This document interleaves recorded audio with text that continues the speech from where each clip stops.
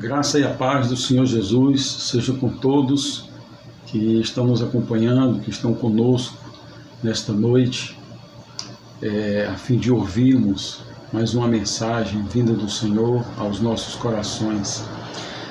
Espero encontrar a todos os irmãos, a todos os amigos que estão nos escutando firmes e fortes no enfrentamento desse momento tão diferente, tão estranho que estamos vivendo. Eu quero dizer que eu tenho orado por todos que fazem parte da Igreja Batista de Montese e dizer também que eu estou com muita saudade de todos vocês, do nosso convívio, dos nossos cultos no templo, saudade dos momentos em que estávamos congregados naquele santo ajuntamento. Eu tenho me alimentado, irmãos, nesses dias de confinamento com as mensagens preciosas trazidas pelos irmãos e espero que toda a igreja esteja unida e presente em cada momento que o Senhor tem nos proporcionado através dos cultos na internet, pelas mensagens do Em Linha com a Palavra e pelos louvores que têm sido postados, os quais, inclusive, nos permitem louvar ao Senhor como se estivéssemos ali reunidos, Nós vemos ali o altar, vemos os irmãos louvando como se estivéssemos lá, Então, a minha oração nesse momento é para que Deus nos ilumine a mim que estarei levando essa mensagem, ilumine a você que estará escutando, que o Espírito Santo alcance o seu propósito na sua vida. Amém? Irmãos, no início da nossa reflexão, eu quero introduzir dois versículos que não fazem parte do texto áudio da nossa mensagem, mas eles nos ajudarão a compreender o que o Senhor nos quer falar esta noite e que também tem muito a ver com o tempo que estamos vivendo atualmente. O primeiro versículo é em Deuteronômio 32 e 39, a palavra de Deus nos diz assim, vede agora que eu o sou, e mas nenhum Deus há além de mim. Eu mato e eu faço viver, eu firo e eu saro, e ninguém há que escape da minha mão. E o segundo versículo está no Evangelho de Mateus, capítulo 10, versículos 29 e 30. A palavra de Deus diz assim, não se vendem 2 passarinhos por um cetil? E nenhum deles cairá em terra sem a vontade de vosso Pai. E até mesmo os cabelos da vossa cabeça estão todos contados. Então, irmãos, esses 2 versículos nós recebemos do Senhor uma afirmação onde Ele nos diz assim que Ele está no controle de tudo, que tudo está nas suas mãos, nada foge ao seu controle, ao seu comando, e que nós devemos descansar nele. Sobre essa calamidade que atinge o mundo inteiro, esse momento que abrange toda a humanidade e que todos os homens estão vivendo, nunca se esqueça. Deus está no controle de tudo, em todo lugar e em todo o tempo. Mas, infelizmente, queridos, quando esse momento passar, muitos sairão do mesmo jeito que entraram. Retomarão suas vidas e continuarão a viver sem fé, sem esperança, sem Deus. Tudo porque sequer foram capazes de ouvir a voz do Senhor e compreender nesse momento em que nós estamos aflitos, em que a humanidade está assustada, de compreendermos o que Ele está querendo nos ensinar. Infelizmente, alguns sairão do jeito que entraram. Escute isso, os impactos dessa pandemia serão 2. O primeiro impacto será durante a calamidade. O temor fará com que todos os homens, crentes e descrentes, busquem mais a Deus. Busquem mais espiritualidade, busquem mais as suas entidades, busquem mais os seus ídolos, os seus santos, e também que busquem mais a Deus, o Deus Criador, o Deus Salvador. E esse primeiro impacto, ele representa a causa, ou o propósito de Deus na geração desse momento que nós estamos vivendo. Ele quer que nós o busquemos mais. A ira de Deus está sendo derramada sobre toda a terra, porque Deus está indignado com o desprezo que a sua criação tem dedicado a ele.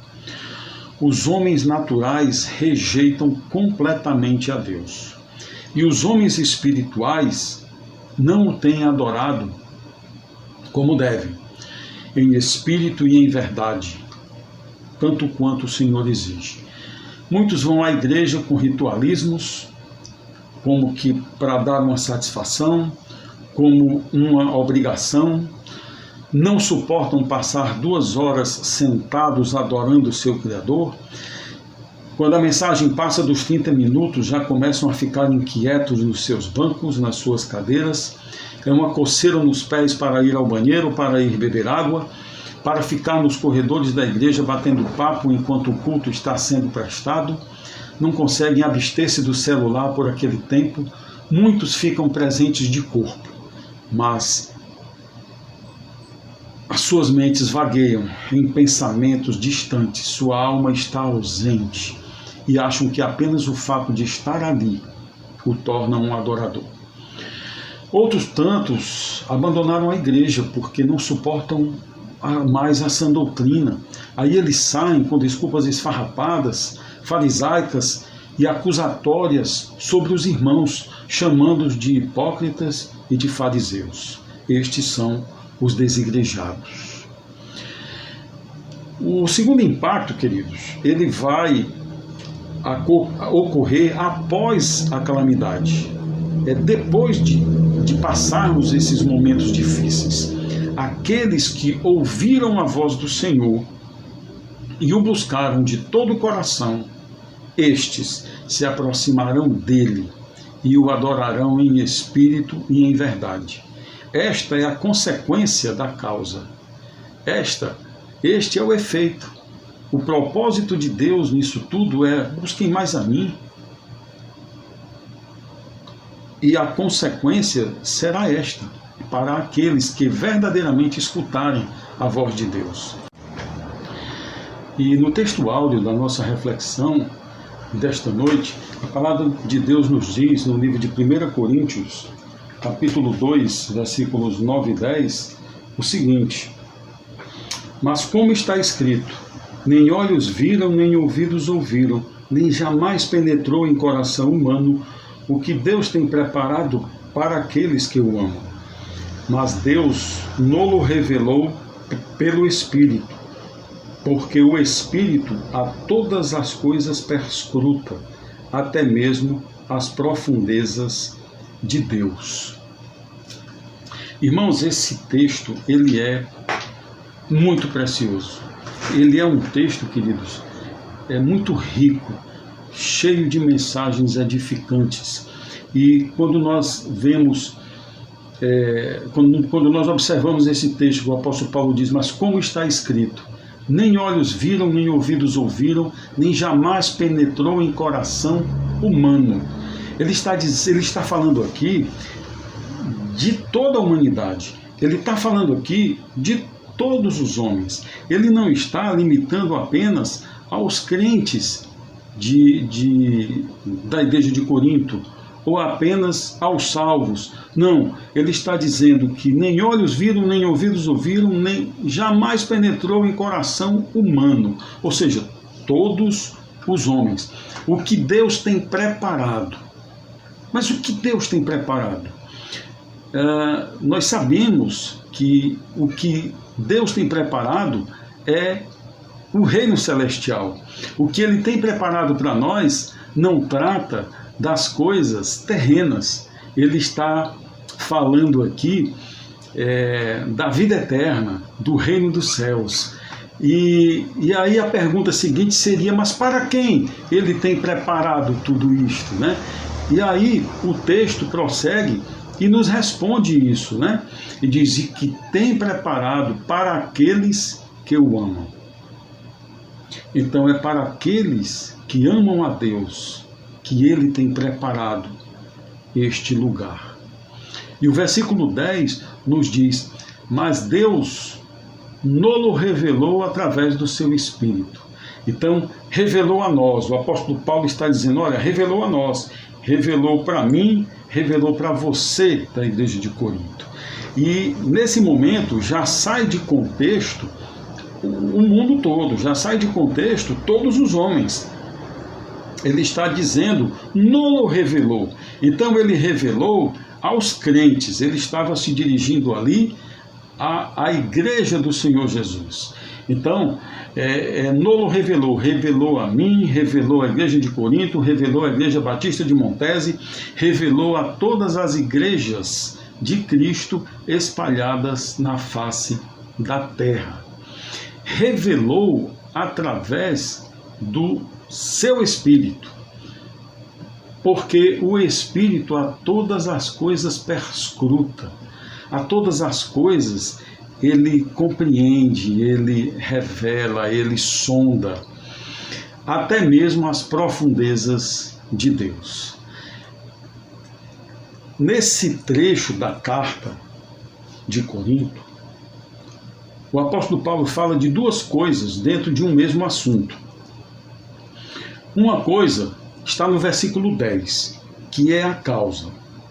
Então, o que está no versículo 10 é aquilo que Deus revelou, não é? Deus, ele através do seu Santo Espírito, ele fez com que o seu povo, com que aqueles que o amam, compreendam do que ele estava falando, o que era esta preparação, né? E nós compreendemos que era exatamente o reino dos céus, né? O Espírito Santo nos revelou. A outra coisa, que é a consequência, está no versículo 9, né? Sobre o que ele estava falando? Ele estava falando sobre a salvação. E sobre qual lugar ele estava falando? Ele estava falando sobre o reino dos céus. Então, a consequência, nós sabemos o que é, mas não sabemos exatamente como é. Nessa circunstância, nós temos certeza de duas coisas. A primeira coisa é que o apóstolo Paulo estava falando do reino de Deus. Ele estava falando da vida eterna, ele estava falando da nossa morada com Deus nos céus.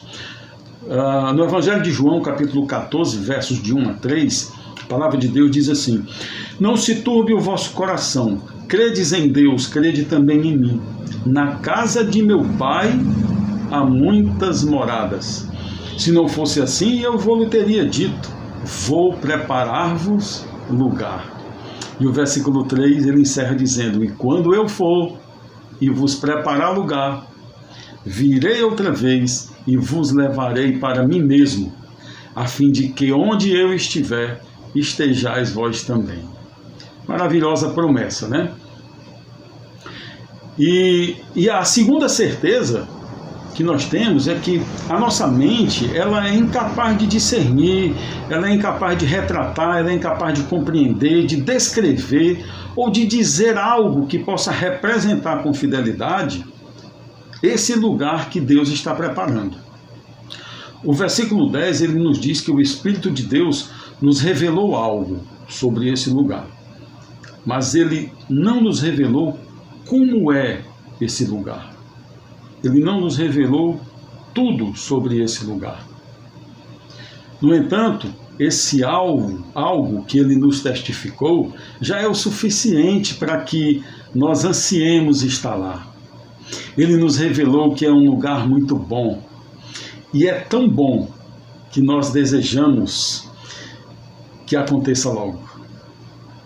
O livro de Apocalipse, capítulo 22, versículo 20, a palavra de Deus nos diz assim, ó: aquele que testifica estas coisas diz, certamente cedo vem. Amém. Ora vem, Senhor Jesus. Esse ora vem, Senhor Jesus, irmãos, é a tradução de um termo do aramaico, que era a língua original do Senhor Jesus, que é o termo Maranata. Quer dizer, que nós conhecemos como Maranata, né? Isso quer dizer, ora vem, Senhor Jesus. Escute isso. O mundo não crê, não deseja crer e nem quer que Jesus volte. Eu sei, é uma afirmação forte, né? Mas é a verdade. Sabe por que que o mundo não deseja a volta de Jesus? É porque, diferente de nós, o mundo não o ama. Outra afirmação forte, né? Mas é por isso que o apóstolo Paulo os chama de malditos. E porque o mundo não ama a Jesus, a ira de Deus se derramará cada vez mais forte, até o dia do juízo. Abra sua Bíblia na primeira carta aos Coríntios, capítulo 16, versículo 22.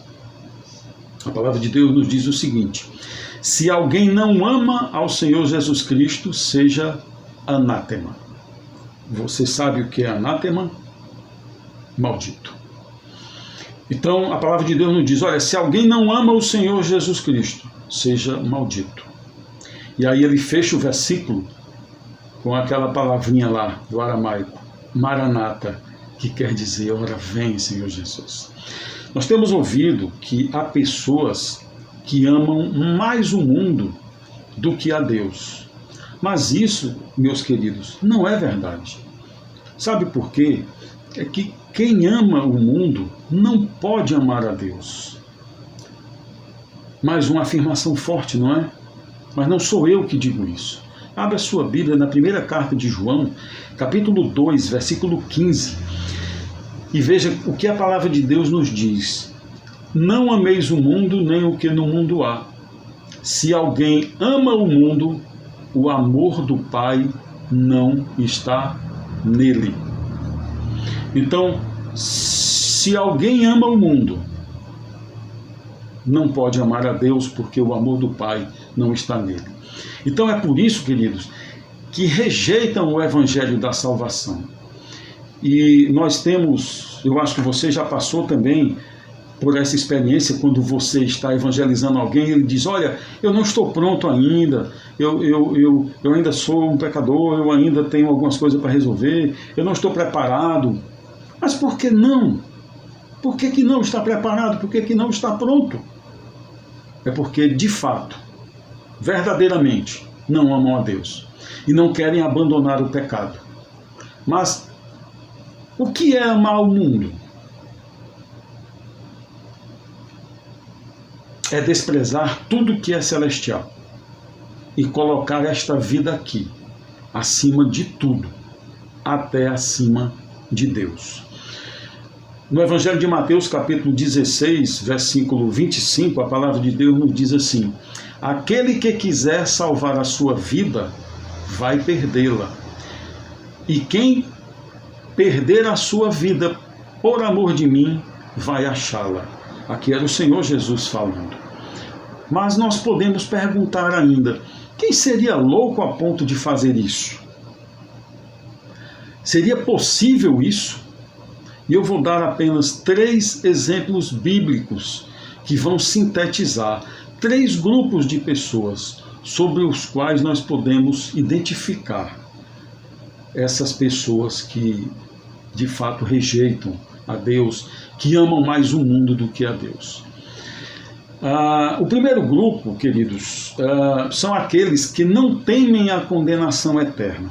O exemplo bíblico que eu poderia citar aos irmãos é daquele ladrão, de um dos ladrões que estavam lá crucificados ao lado de Jesus.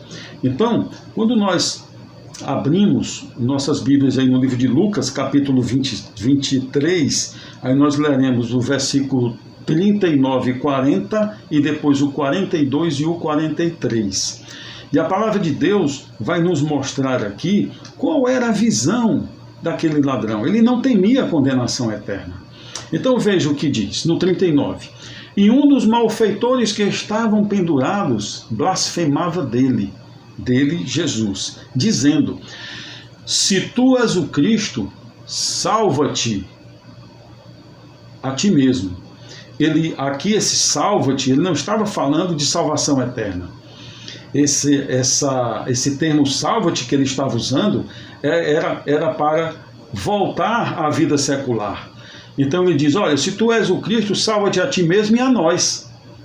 Ou seja, faz-nos descer daqui e fugirmos, e continuarmos a nossa vida, e continuarmos com nossas famílias, talvez até continuar roubando, né?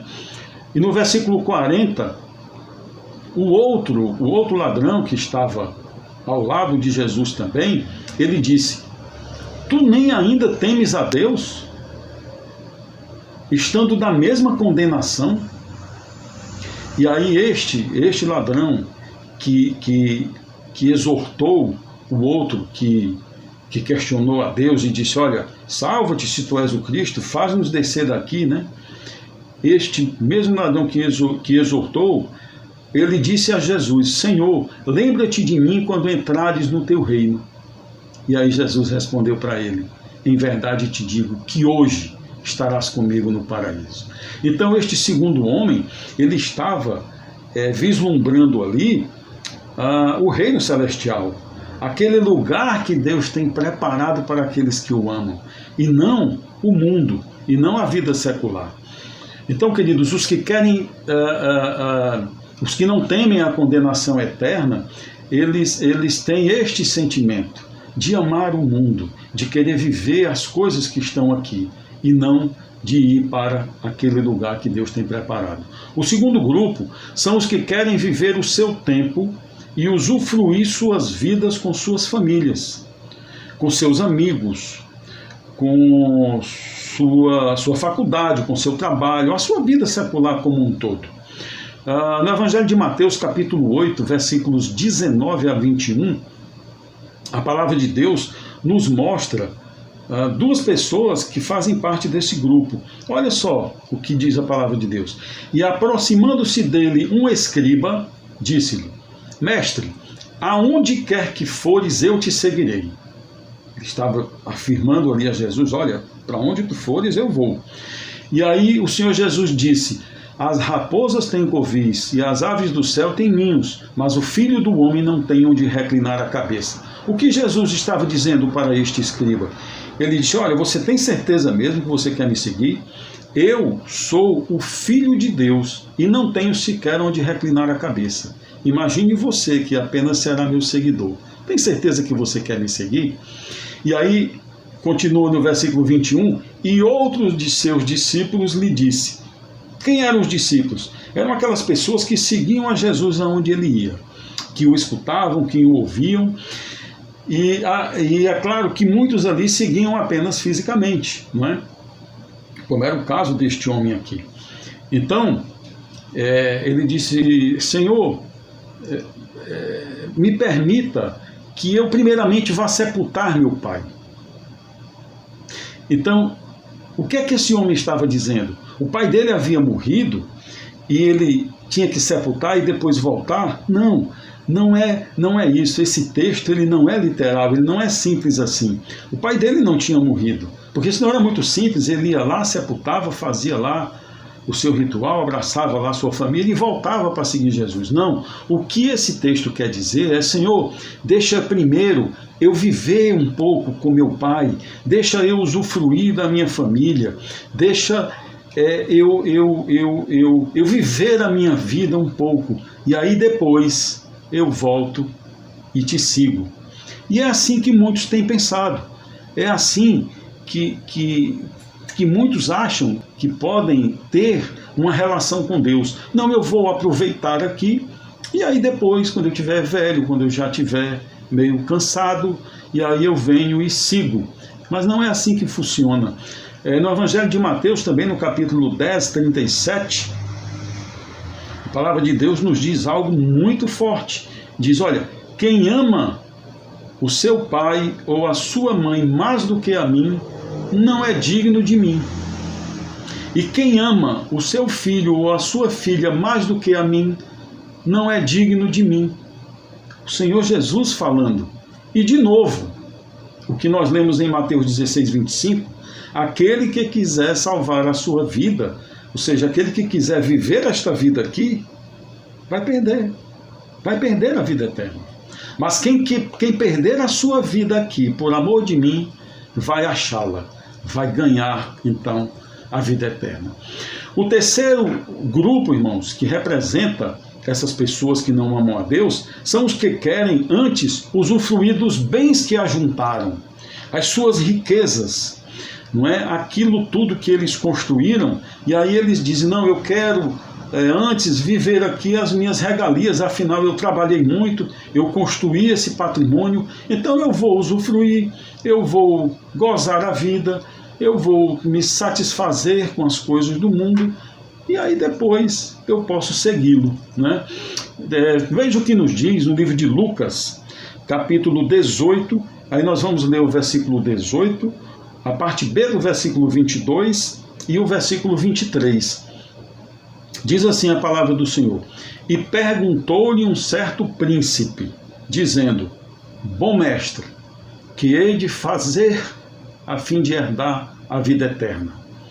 E aí Jesus respondeu na parte B do versículo 22, e Jesus disse-lhe, ainda te falta uma coisa, vende tudo quanto tens, reparte entre os pobres, e terás um tesouro no céu. Depois vem e segue-me. E no versículo 23, a revelação. Mas ouvindo ele isto, ficou muito triste, porque era muito rico. Então, na verdade, ele não queria seguir a Jesus. Ele queria usufruir das coisas do mundo. Tanto é que ele se entristeceu quando Jesus disse, olha, o que é necessário para você me seguir é isto aqui, é abandonar as coisas do mundo, é perder a sua vida aqui para ganhar a sua vida eterna. Queridos, nós temos ouvido muito isso aqui, ó. Este é o tempo de pregarmos o Evangelho, este tempo de temor, este tempo de terror, este tempo de calamidade, esse tempo de morte, não é? E aí eu tenho ouvido muitas pessoas dizer, olha, este é o tempo de pregar o Evangelho. Mas, quando nós vamos na palavra de Deus, como por exemplo no livro de 2 Timóteo, capítulo 4, versículo 2, a palavra de Deus nos diz assim, ó, que pregues a palavra, instes a tempo e fora de tempo, redarguas, repreendas, exortes, com toda longanimidade e doutrina. Então é pregar a palavra, instes a tempo e fora de tempo. Todo tempo é tempo de pregar o Evangelho da salvação. E não podemos recuar.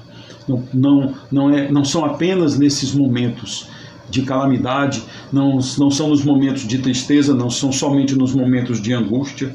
É bem verdade que o homem busca mais a Deus nesses momentos.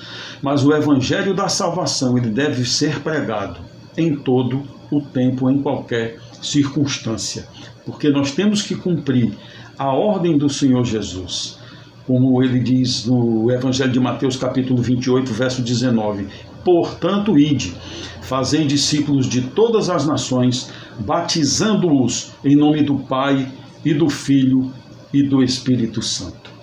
Então, é isto que nós, como crentes, devemos fazer. Inste a tempo e fora de tempo. No momento da calamidade, depois da calamidade, é pregarmos a palavra de Deus. Queridos, de uma coisa eu tenho convicção. Todos os crentes do mundo anseiam que Jesus volte logo.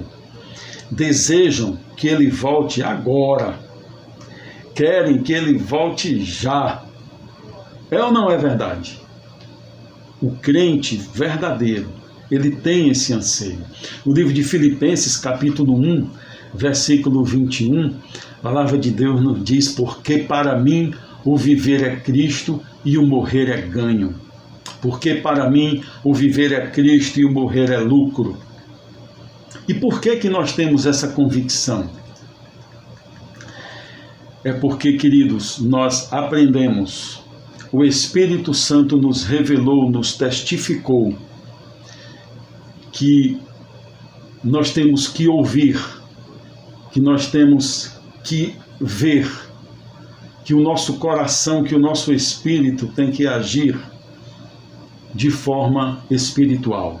Temos que ver com nossos olhos espirituais, ouvir com nossos ouvidos espirituais, receber com o nosso coração, que é o nosso espírito, através do Espírito de Deus, esta verdade da sua palavra, essa verdade da sua mensagem, sobre este lugar que Ele tem preparado, sobre a vida eterna que se sobrepõe a qualquer coisa boa que nós possamos viver aqui neste mundo. Então, queridos irmãos, essa mensagem eu espero que edifique os corações, que ela fortaleça também a cada um nesse momento, fortaleça a sua mente, fortaleça a sua alma, edifique o seu espírito, e aqueles que ainda não tiveram um encontro pessoal com o Senhor Jesus. A minha oração nesse momento é que o Espírito Santo de Deus possa tocá-lo, a fim de que você comece a enxergar com os olhos espirituais e ouvir com os ouvidos espirituais, a fim de que a palavra de Deus penetre no seu coração. Vamos orar. Amado Deus, querido Pai, nós queremos te agradecer, Senhor, este momento que é especial, meu Deus, porque a Tua palavra está sendo exaltada, a Tua palavra está sendo, Senhor, levada àqueles que estão Te buscando nesse momento, ou aqueles que ouvirão nos outros dias, porque essa mensagem estará gravada na rede social da igreja. Então, Senhor, abençoa cada um que ouviu, e que segundo a Tua vontade, segundo a Tua soberania, segundo, Senhor, aquilo que Tu queres, o Teu propósito, que é soberano, que é imutável, eu rogo a Ti, Senhor, ilumina essas pessoas para a compreensão, para o entendimento da Tua palavra e para que possam receber e usufruir da salvação e também, Senhor, habitar contigo no lugar que Tu tens preparado para todos os Teus filhos. É em nome do Teu Filho Jesus Cristo, o nosso Senhor e Salvador, que nós te oramos. Amém. Fiquem na paz, meus irmãos. Deus os abençoe.